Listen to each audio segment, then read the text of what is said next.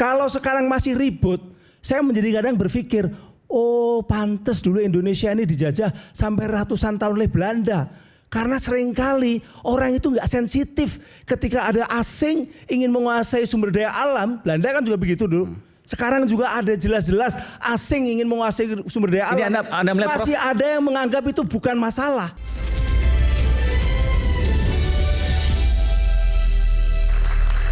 Tadi disebutkan oleh Bung Ferdinand, ini sekaligus membantah dari apa yang disampaikan oleh Bung David. Karena ternyata bandara di IMIP itu pernah jadi bandara internasional. Kalau demikian Pak Menhan, Pak Syafri relevan dong mengatakan bahwa bandara internasional tidak ada imigrasi, tidak ada bea cukai. Saya tanya dulu sebelum ke Bung David dan ke Bung Broron. Kapan itu jadi bandara internasional? Dari data yang kita dapat, itu Agustus 2025 sempat menjadi bandara internasional. Kemudian Oktober dicabut, dibatalkan. Jadi relevan ketika Pak Syafri pada bulan November 2025 menyatakan ini negara dalam negara.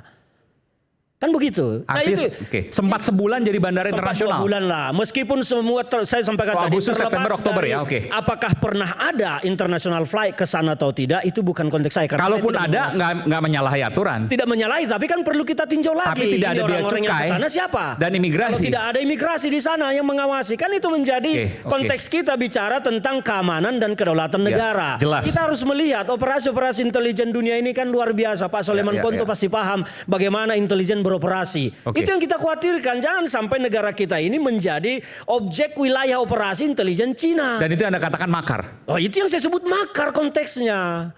Kalau sampai ada penerbangan yang tidak kita ketahui di bandara hantu, kita tidak tahu siapa yang masuk, siapa yang datang, kita tidak tahu mereka bawa apa yang terjadi dengan negara kita. Dan bukan tidak mungkin Oktober kemudian dikembalikan ke bandara domestik karena ketahuan. Kalau kita tidak tahu Bang, berarti Bapak Menhan kita itu sebenarnya bunuh diri sendiri. Oh tidak, Pak Syafri sudah benar menjaga kedaulatan negara kita. Penerbangan internasional, Pak Syafri itu sudah benar datang ke sana menjaga kedaulatan negara. Pasti diintervensi sama Angkatan Udara yang membela kita punya udara negara. Jadi kalau dibilang ini ada penerbangan internasional, penerbangan sipil itu jadi beda dengan saya jelaskan dulu. Ya, silakan. Saya mau tanya dulu. Sebentar. Jadi nggak mungkin walaupun dibuka selama 2 bulan, yang tadi katakan Agustus, September, Oktober, tidak mungkin ada penerbangan internasional ke situ. Jadi begini Bang, waktu itu diputuskan di Agustus 2025 ada persyaratan-persyaratan di keputusan menteri tersebut. Di keputusan menteri keputusan menteri Perhubungan nomor 38 tahun 2025. Syarat-syaratnya adalah ini boleh menjadi status bandara internasional ini dengan syarat-syarat tertentu, yaitu koordinasi dengan instansi-instansi tertentu kalau sudah terpenuhi, yaitu bea cukai, imigrasi, dan juga karantina. Kalau semua itu sudah tercapai, sudah terpenuhi, silakan laksanakan dia punya status internasional, flight internasional. Nah di KM 38 ini, ini terjelaskan dulu ke pemirsa, karena KM itu keputusan Menteri nomor 38. Keputusan Menteri Perhubungan nomor 38 tahun 2025 Agustus 8 kemarin, jadi sekitar hampir 4 bulan lalu ya. Nah setelah itu 2 bulan kemudian, jadi di keputusan itu ada 4 bandara yang diputuskan naik status menjadi 3+1, ada 3+1. Di pasal 6 ada lagi Bang, di pasal 6, coba baca ke bawah. Nah kita katakanlah ya 3+1 ya. Setelah itu di bulan Oktober ada perubahan. Dari 4 bandara tersebut, dari 3+1 tersebut jadinya hanya 2. Yang di take out, yang di cancel adalah bandara, ya termasuknya bandara IMIP, di cancel bandara statusnya. Ya, jadi dari 4 bandara tersebut 2 di cancel menjadi naik tingkat status penerbangan internasional sementara. KM 38, keputusan Menteri 38. Betul. Bagi saya analisa ini, kenapa menteri kita, Menteri Perhubungan bisa membuat keputusan yang bertolak belakang hanya dalam waktu yang begitu sempit. Hanya dalam waktu 2 bulan. Kenapa? Karena membuat saya makin curiga ini ada blundernya sedikit adalah saya menonton semalam ini podcastnya di YouTube, podcast di Tribun oleh Pak Agus Pambagio. Mungkin kita semua ini kenal ya Pak Agus. Dan tadi dikonfirmasi sama Bang Said Didu. Ternyata di IMIP ini mengeluarkan surat ke Kementerian Perhubungan bahwa mereka keberatan peningkatan status. Mereka tidak pernah meminta peningkatan status dari bandara domestik menjadi bandara internasional.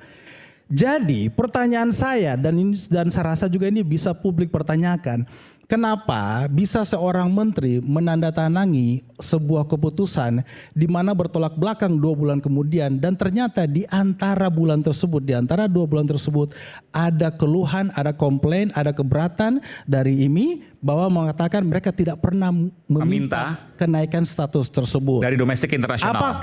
Apakah cara begini Pak Menhan mengungkap kasus ini, mengungkap keputusan menteri ini? Bisa saja kalau saya duga seperti itu. Kenapa? Karena itu tadi tidak mungkin Pak Menteri kita, Menteri Pertahanan yang begitu pintar di dunia militer mengatakan di sini ada negara dalam negara. Yaitu dengan dalam konteks kenapa ada bandara internasional tetapi tidak ada negara di situ. Tidak ada instansi-instansi yang seharusnya berada di situ. Berarti kan secara tidak langsung baik itu domestik atau internasional kalau tidak ada negara, angkatan udara kita gimana dong? Jadi terpenetrasi oleh penerbangan dari luar negeri. Jadi saya rasa ini caranya beliau mengungkap. Ini ada keputusan-keputusan menteri dari perhubungan yang belum diketahui oleh publik. Keputusan menteri yang belum diketahui publik. Nomor 38 dengan nomor 55. Jadi maksudnya Pak Menhan berseberangan dengan Menhub gitu? Enggak juga, enggak berseraman, tapi ini bagus nih mancingnya. Tapi analisa saya ini ada yang tidak beres. Kenapa bisa, yaitu tadi saya udah 3 kali, ini ketiga kali saya bilang nih, kenapa bisa ada keputusan yang begitu bertolak belakang di dalam waktu yang begitu 2 bulan tadi, sempat internasional balik lagi ke domestik. Jadi menarik sebetulnya yang disampaikan oleh Bro Ron ini ya. Kita jadi bertanya, kalau memang begitu, siapa kira-kira aktor di balik ini yang mendekati Menhub untuk membuat keputusan itu? Ada. Ya kita tidak tahu, justru saya ingin bertanya hal yang sama. Betul Bang, saya sepakat Bang, saya betulnya yang sama. Betul, saya sepakat. Latar belakang Menhub ini siapa? Saya juga penasaran. Ini adalah Bendahara TKN Jokowi 2019. Ya, nah kita lihat kalau dia Bendahara TKN Jokowi artinya beliau ini siapa masih... Ini, sorry? Dudi Purwagandi ini kan Bendahara TKN Jokowi 2019. Pak Menhub. Maka kita melihat kepentingan beliau ini mengamankan kebijakan pemimpinnya terdahulu, pemimpinnya Jokowi. Saya melihatnya di situ aja analisis saya. Masuk akal dong. Ya ini Bang, begini Bang, tunggu dulu Bang, tunggu dulu. Saya klarifikasi dulu Bang. Jadi gini, ini sangat tendensius. Pak Dudi, sangat tendensius. Pak Dudi Purwagandi. Saya dulu Bang, kenapa begini? Ini Pak Dudi, tim pemenangan Pak Jokowi 2019, betul ya? Saya tidak familiar dengan nama beliau. Ya, Bendahara. Jadi begini Bang, ya presiden siapapun, baik itu Presiden Jokowi, Prabowo, walaupun kita mundur ke Presiden SBY, mereka bisa membuat program sebaik mungkin untuk rakyat. Tetapi kalau pembantu-pembantunya tidak bisa bekerja dengan benar, melakukan hal-hal dengan benar sesuai undang-undang, tentunya itu belum tentu bisa juga jadi salah presiden. Makanya ada reshuffle. Paham ya Bang ya? Jadi apapun yang terjadi di negara ini, jangan berharap presiden itu paham 100%. Ya kalau begitu karena kita harap Pak Prabowo juga segera meresapel Menteri Perhubungan saja. Ya kan begitu, karena memang kawasan Imit Morowali ini sudah menjadi polemik bagi bangsa ini.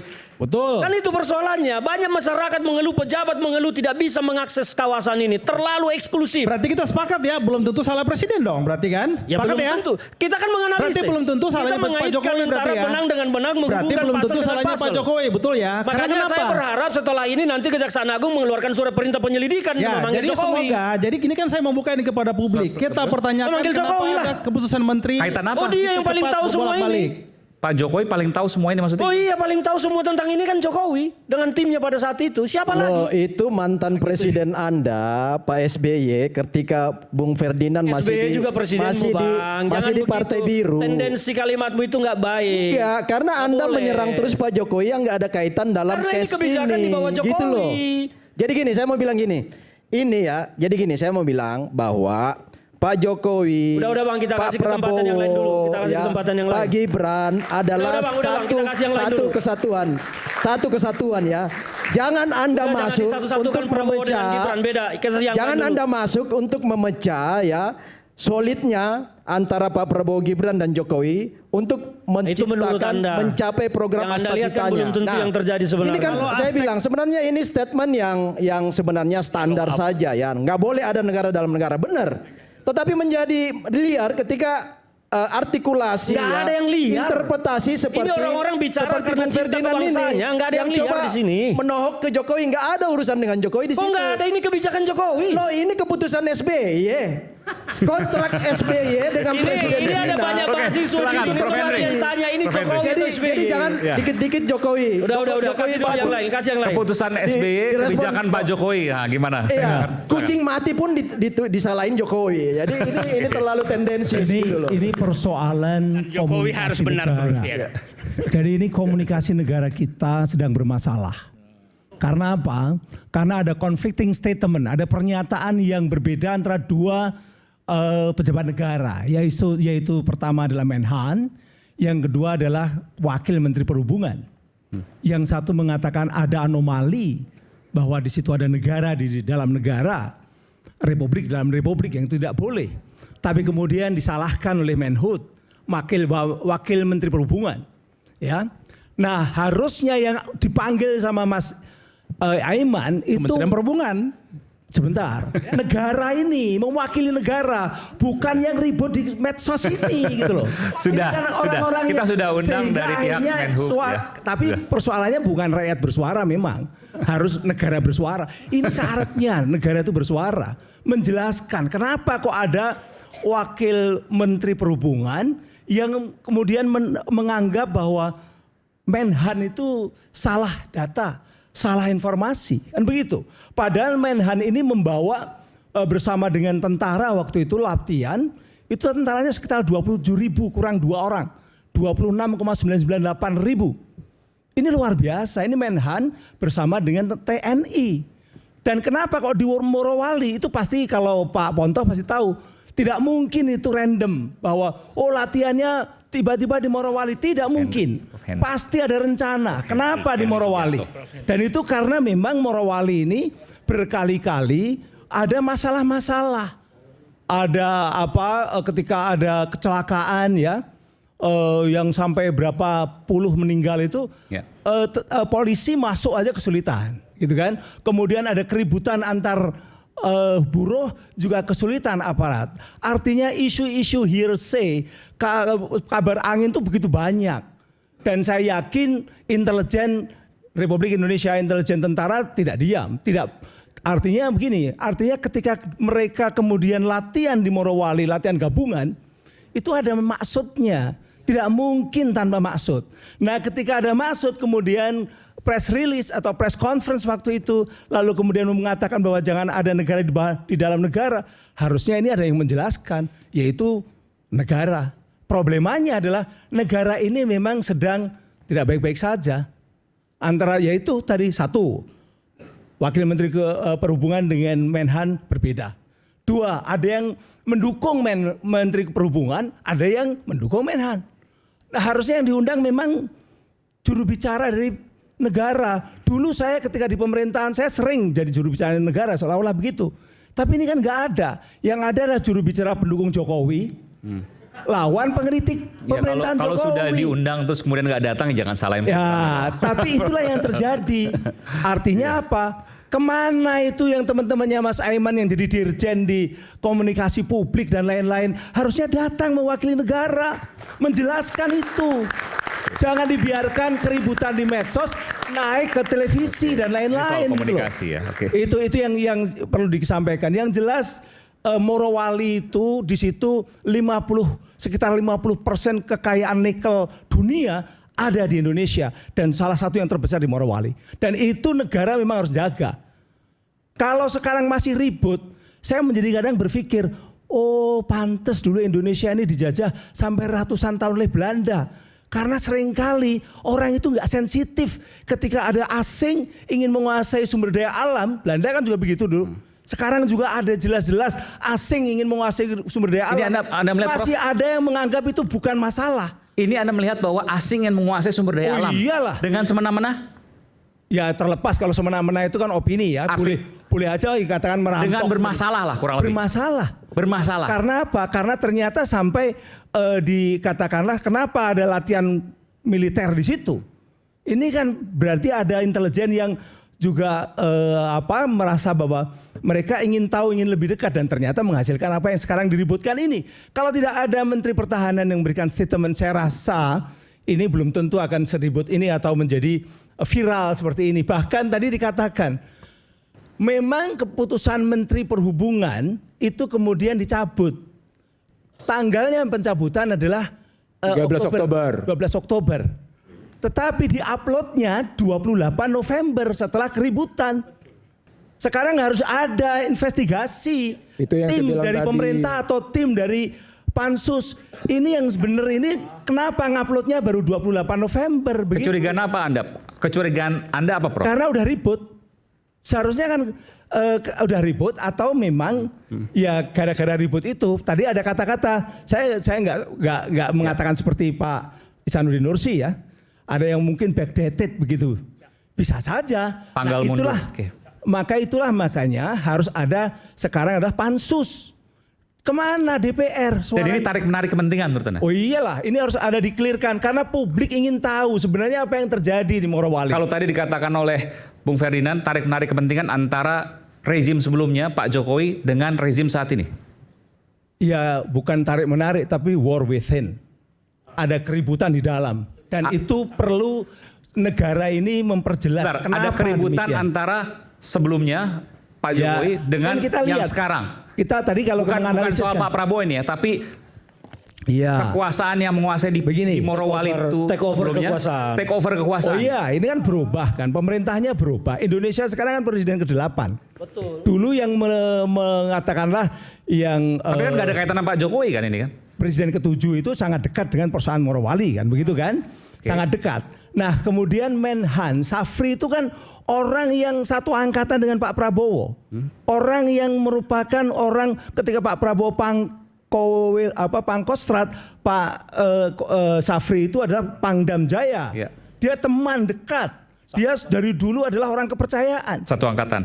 Nah itu sementara yang tadi dikatakan Menhub adalah orang yang lebih dekat kepada Jokowi sehingga pertanyaannya adalah ini ada apa kan begitu kan, maka harusnya negara yang menjelaskan bukan keributan medsos itu ditarik ke televisi. Tapi ada pertanyaan ada apa, kita akan kembali saat lagi untuk membahas ada apa saat lagi.